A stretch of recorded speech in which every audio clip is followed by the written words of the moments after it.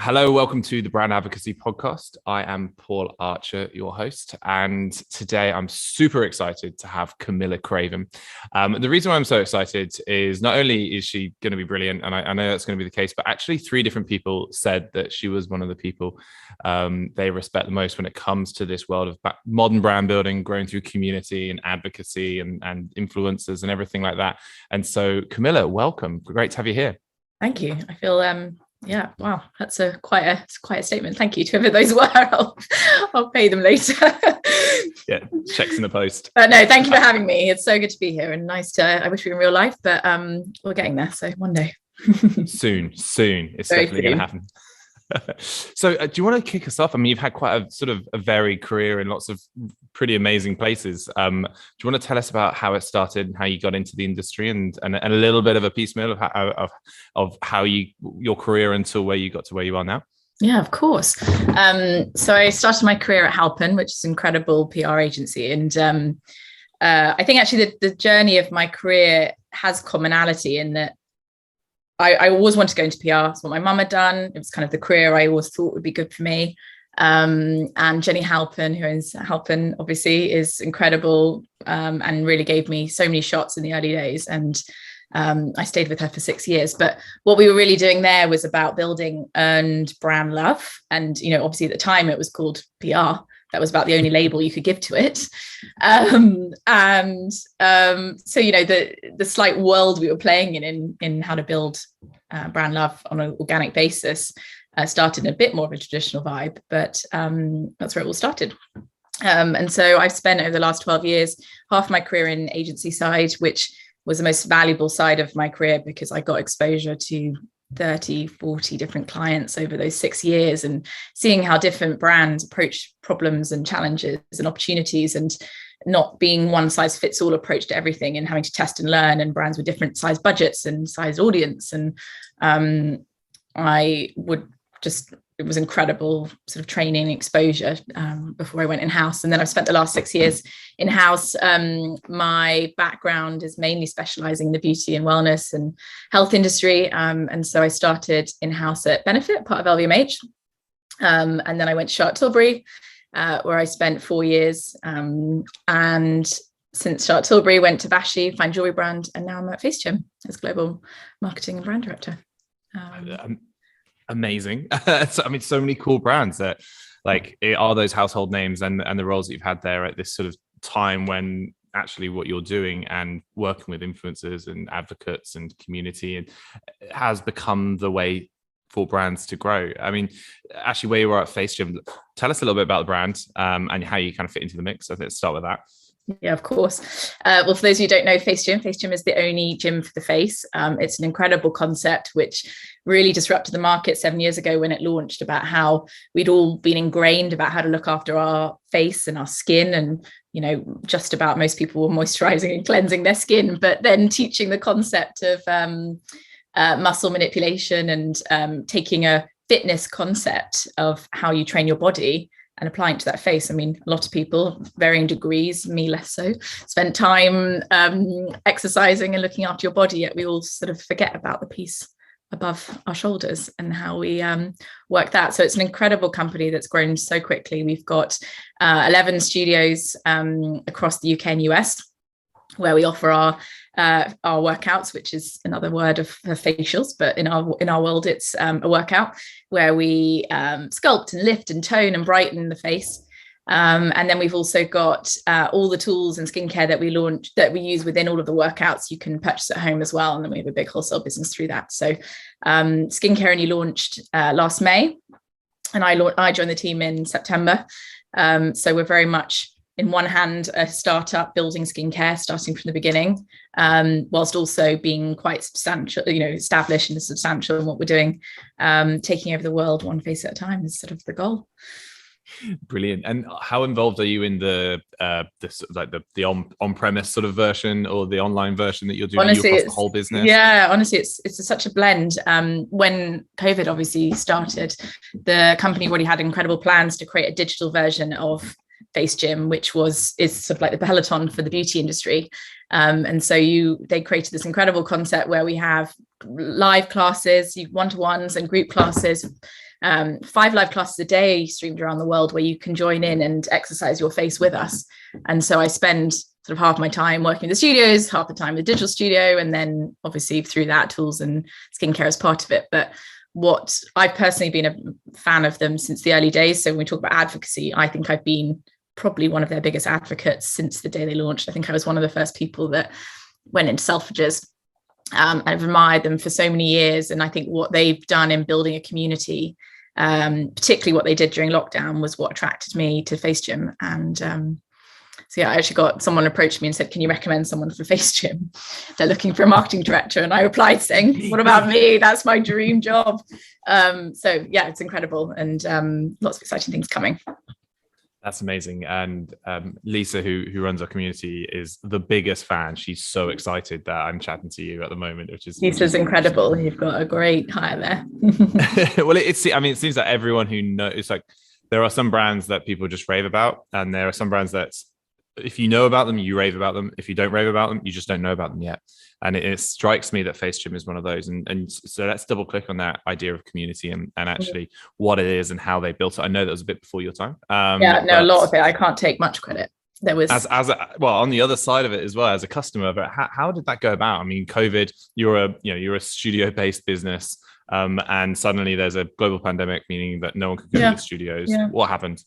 Well, I think there was a few things that went on, but as I said, this is all for me. But what was going on at the time was one, people were feeling quite alone and they were feeling quite isolated, and they were at home, and the nature of self-care became super prevalent, more so than ever, not in a indulgent way, but in a way to look after yourself when everyone was feeling pretty rubbish. And so whether that was self-care in spending a bit more time looking after yourself, or putting a bit more thought into your self-care regime, FaceGym had a very natural place and role to play in that. But most importantly, they showed up for their communities. So at a time when, and they pivoted really fast. I mean, I remember in the early days of those few weeks, brands, somewhat panicking a little bit of what to do, particularly service-based businesses. What do you suddenly do when your business closes overnight for an indefinite period of time?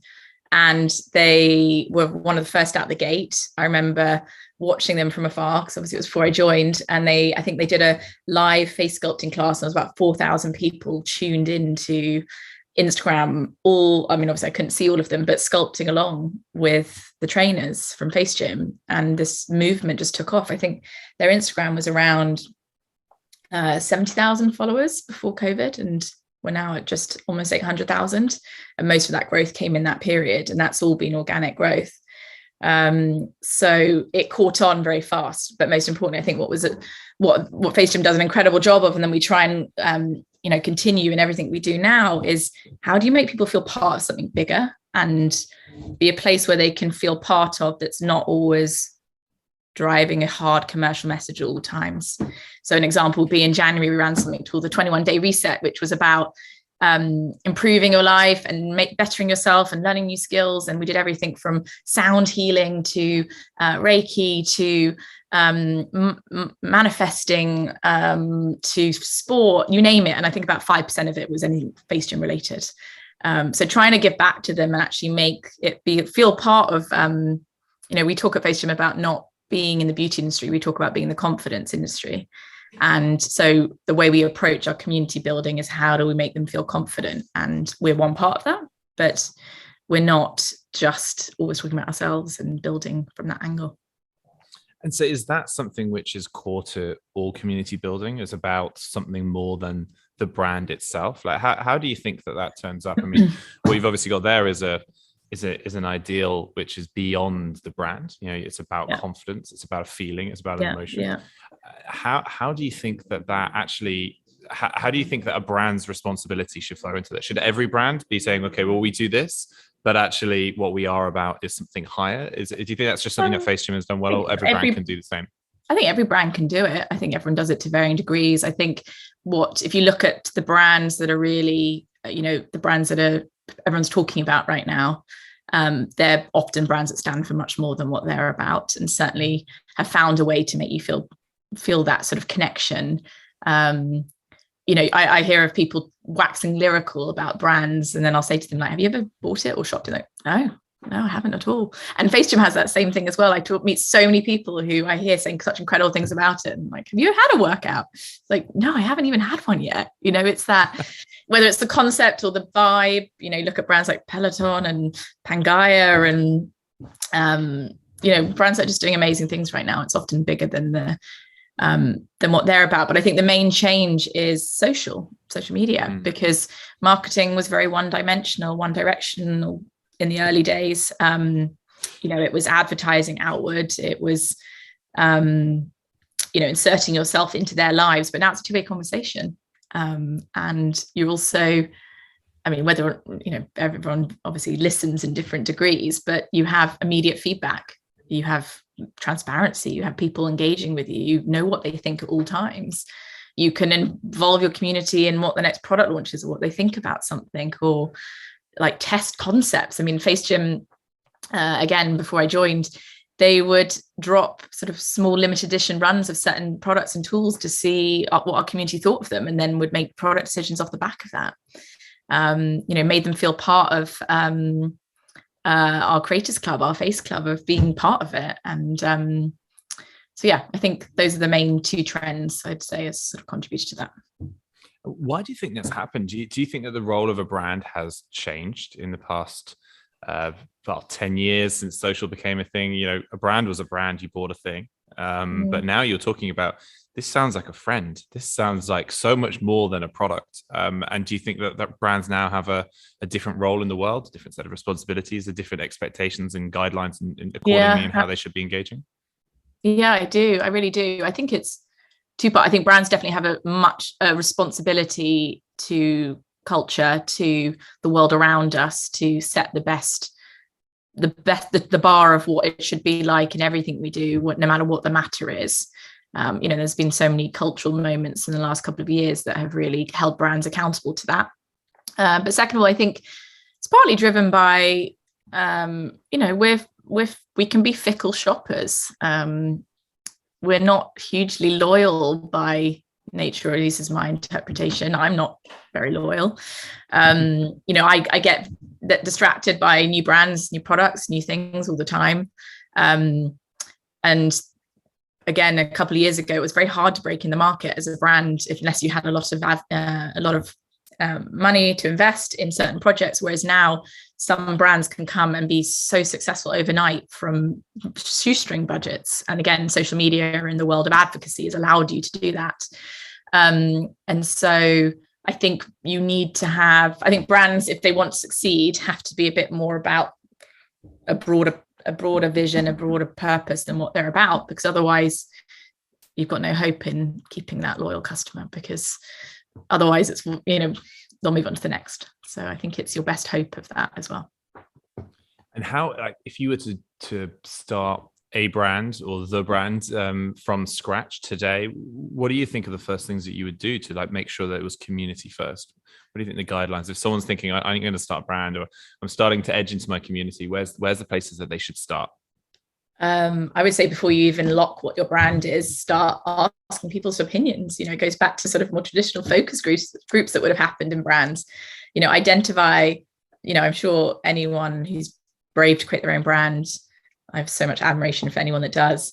You know, starting with you, clearly they'll have a vision, and they'll have a vision of what it is and what it stands for and who the customer is. Go find some of those people, talk to them, see what they think. I think the journey should be two ways from the get-go, and, you know, build from there. So it can be as simple as starting with your community of your friends, and you might only have, you know, you don't have to have a million friends. You can have a couple friends, but a couple friends have got a couple friends, and it's that word of mouth and web. So that's where I'd start. And I think start small, start with quality, have genuine connections, genuine relationships, and then build from there. It's amazing. And I think that's a wonderful kind of bridge. And one of the questions I really wanted to ask you is that we're talking about there is growing through your customers, like building out that base. And actually, how does that look? If but also in your career, starting with PR and influencers and everything like that, what's the difference between those? I mean, you've got the kind of the conventional influencer marketing, which has happened for a long time. What you're talking about there around customer community, are they different? Are they the same thing? Is there much overlap? Like, how do you think that they compare? So at least when I started my career, and Halpin was very progressive. So where I was in the right environment to embrace and love and brand love in a different way to many other agencies, which is where I got the bug for it. And Jenny always approached it, but the traditional mindset was the bigger the better, the most important the better. And so all the energy went into, how do I get said celebrity or said editor of said magazine or said buyer of X retailer to love our brand, and you nurture those relationships. And they really forgot anyone that wasn't of significant influence.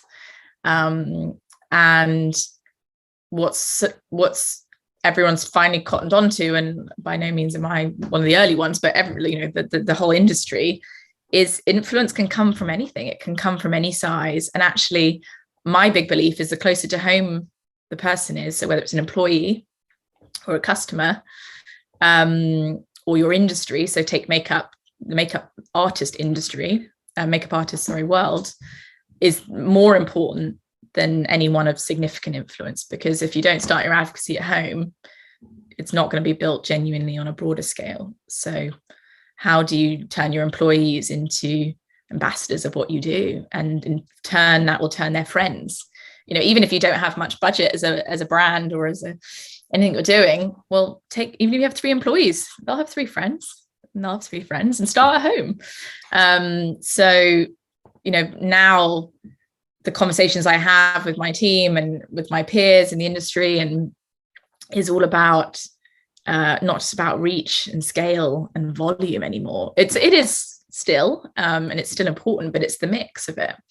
And, I remember back in the day, if I had said to a client, I remember when I started, if I'd even said, there's an influence, there's someone I want to seed your product with that's, or speak to about the brand that, and I didn't have sort of a long list of things to say about that person, it was considered not where the energy should be. And now, most of the conversations I have about how do you get your own customers to be part of that community or potential people, through to, of course, the sort of mass influence, mega influencers, mega advocates, that powerhouses that exist as well. And how would you go about doing that? So I'm a big fan of all of that, but let's say that you really want to target someone who's got a larger audience, but they don't know who you are. Now, do you think that you're better off just ignoring them, or is there a possibility you call their agent up and says, I'll pay you a load of dollar to pretend to like my product that you've never heard of? Like, that's the conventional way of doing things. What you're talking about way is like, they have to be a customer already, so they already love you. Where's the bit in between? How do you bridge that gap? I think I think I just want every relationship to start authentically. So that doesn't mean those with mega influence have to already be a brand fan, but at starting point, I still see a lot of brands appointing faces of brands or someone to represent them that I've never really heard say anything about their brand before, and it just feels so inauthentic. And I think, again, social media has meant that any brand can reach out to any person.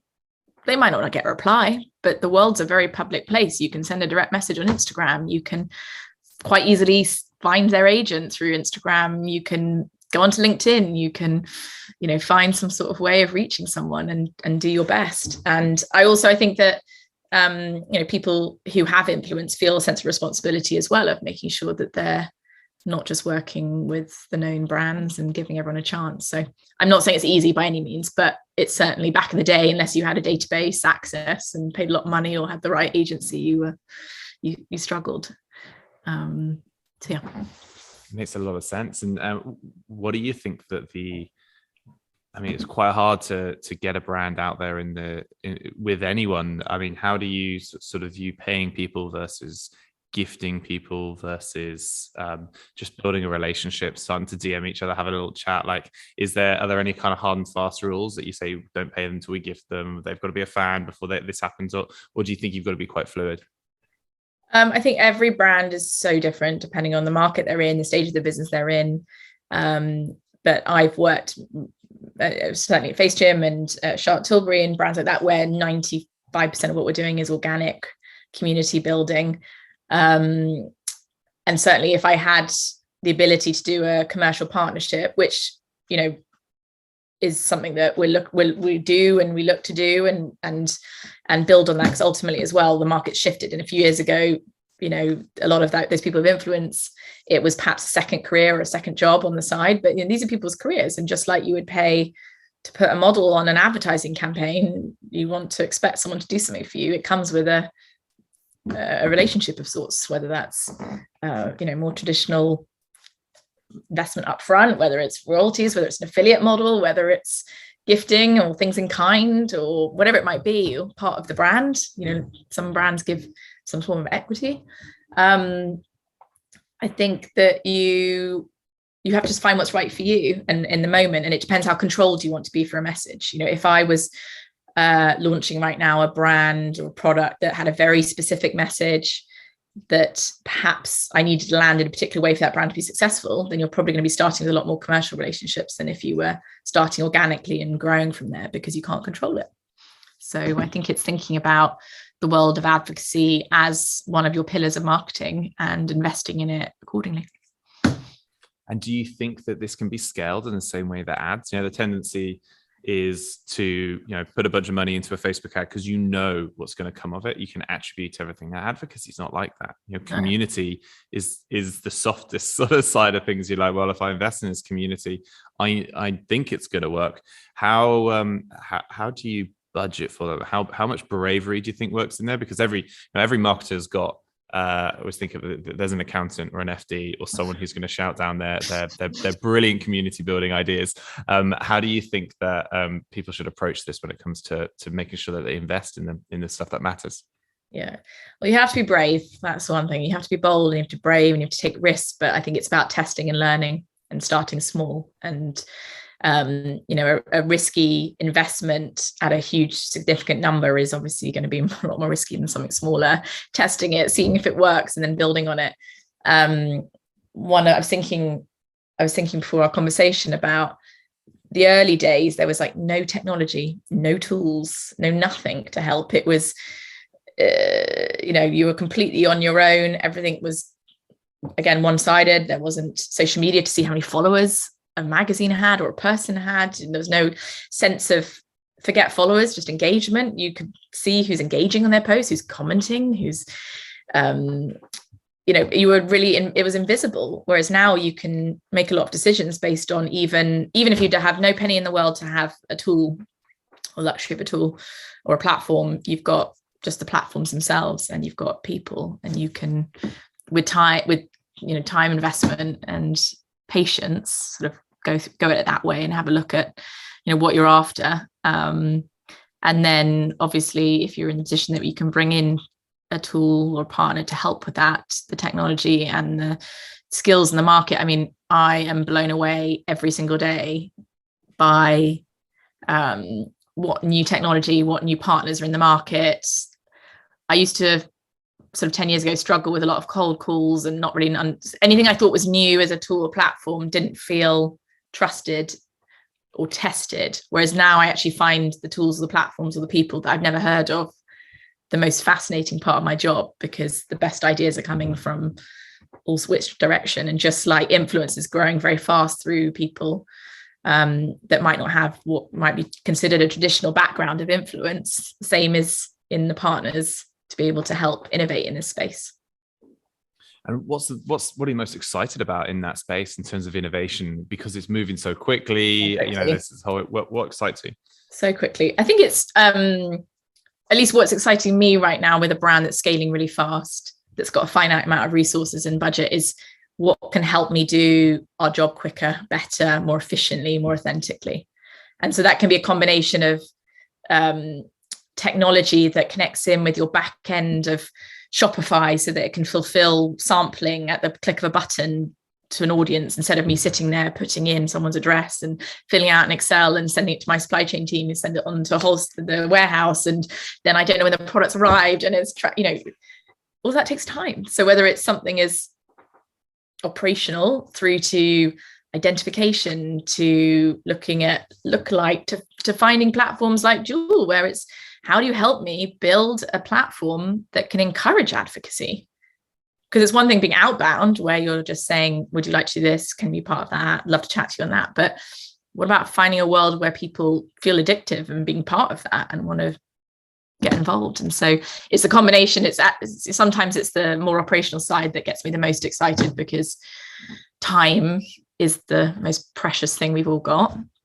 And then sometimes it's, the other extreme, which is how do you capture the imagination of people through different ways? I love that. I think it's one of those things that if you can remove the mundane parts of a job, it allows you to be more creative. And if you are being creative and spending all day long just nurturing and interacting with your community, you're listening to them, you're hearing them, you're learning about them, you're tailoring their experiences to what they actually want, because you know them all, because you're not picking and packaging fulfillment or whatever the case is. You're always going to have a better experience. Therefore, they're going to have a better experience, better community, and everything that falls from there. So what do you think? So that's kind of, that stuff feels like it's moving, it's progressing quite quickly. What do you think is counterintuitive when it comes to brand building? Oh, good question. I think overcomplicating it probably would be my best answer on that. I think that it's easy to feel a bit overwhelmed sometimes, because every day is so different. The world is changing so quickly. The market's changing so fast. And so I think it's about, I think it's finding a balance of what's right for you and not overcomplicating it. And then if you're in a position to make more complicated, go for it. So I think and maybe not overcomplicating it in what you want to achieve, but also, with technology and innovation sometimes comes, again, forgetting some basics. So I would say those are the two things I think are the common trends. But I always say every day is a school day, and someone asked me the other day, what does the future look like? And the truth is, your guess is as good as mine. It's exciting.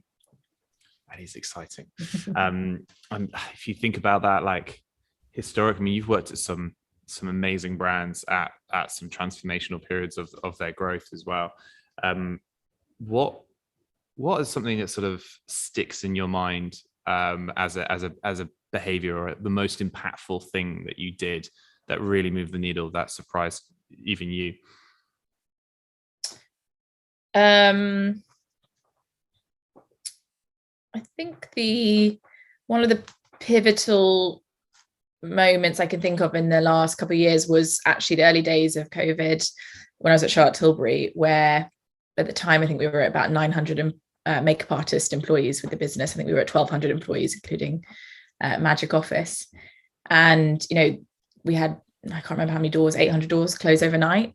And we turned all those makeup artists who used to spend their entire career sitting face to face with someone doing a service, to pivoting to them online, to making talent out of them, to make communities, to help them build something incredible, and to have their own world of influence around them. I work for a brand that has a founder, and it's called Charlotte Tilbury, but we now had 800 people with their own identity overnight building their own world of influence. And so we created programs where we would give them pull 20 for your audience to be able to have, an